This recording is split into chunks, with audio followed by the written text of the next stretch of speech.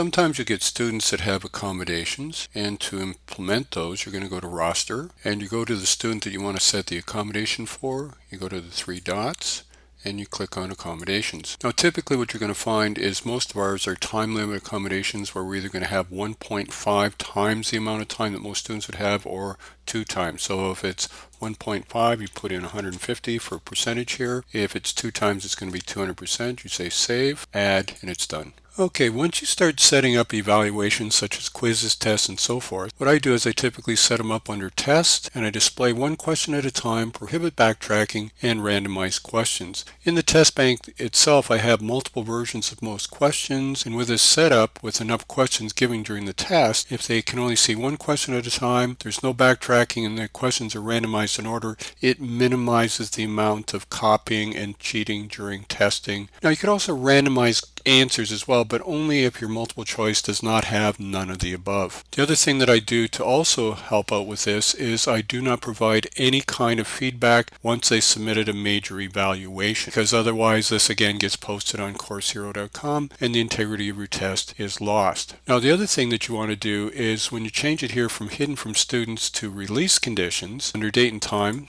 for instance, I've got one that I want to set up on June the 2nd, so I can go here, 2nd here, and I want to set it up at 225, so it's very easy to set this up to 225. And down here I want to only give them 20 minutes to get started. Now it's on the same day, and this is what's going to happen if you try this. It's going to say provide a hide after date that occurs after the show date, and I'm just going to put in 245. And this is a glitch really with Blackboard Ultra, the way it's set up. So to get around this problem, you just click up here, look at that, the problem goes away, and then you can save it. And this is what you want to do. So what they have now is a 20-minute window to get started on their test before the window closes, and this will make sure that they all start within a certain time frame, and then you also probably have given them enough time, in my case 90 minutes out of a 2-period class. So if we save that, we can see that it is set up for June the 2nd at 2:25, and they have 20 minutes to get started. And after that they have a full 90 minutes here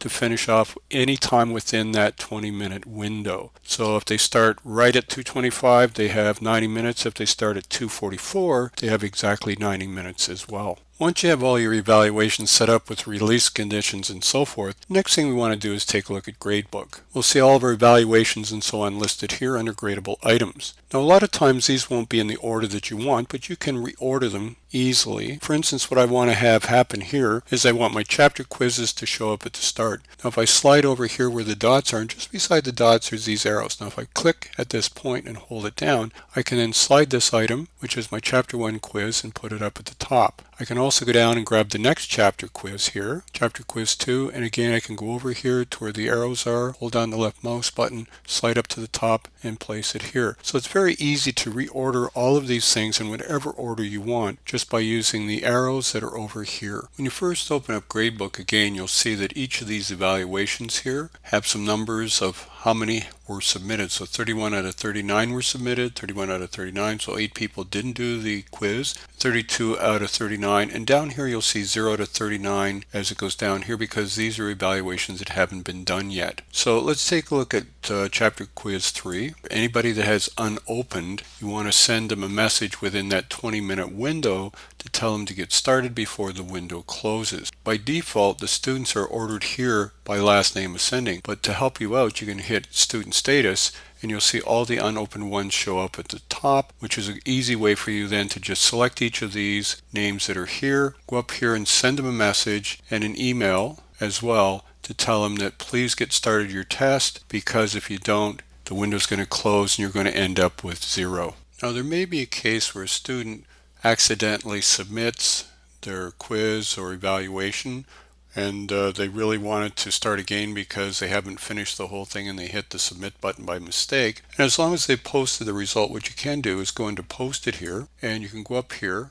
and you can just delete and let them start again. Now there are cases though that you may have that this has happened partway through the test past that 20-minute window that you've set, and to fix that you'd have to go back to content, go here to where the chapter quiz is. In this case it was chapter 1. You'd have to go here during the test and you would have to extend the time here save that, and when they do start, then you can go back here and set it back to 540 or whatever it is and save it again. Now, for those of us that want to actually take the information that's in here and keep it separately in our own gradebook external from here, what we would do is just go here, click on this, and typically you only want, for instance, in my case, I just want this one. But then down here at the bottom, I want to do comma separated, because if it's tab separated, it doesn't typically work in a lot of these gradebook things. So CSV is probably the best, and you can save it to your device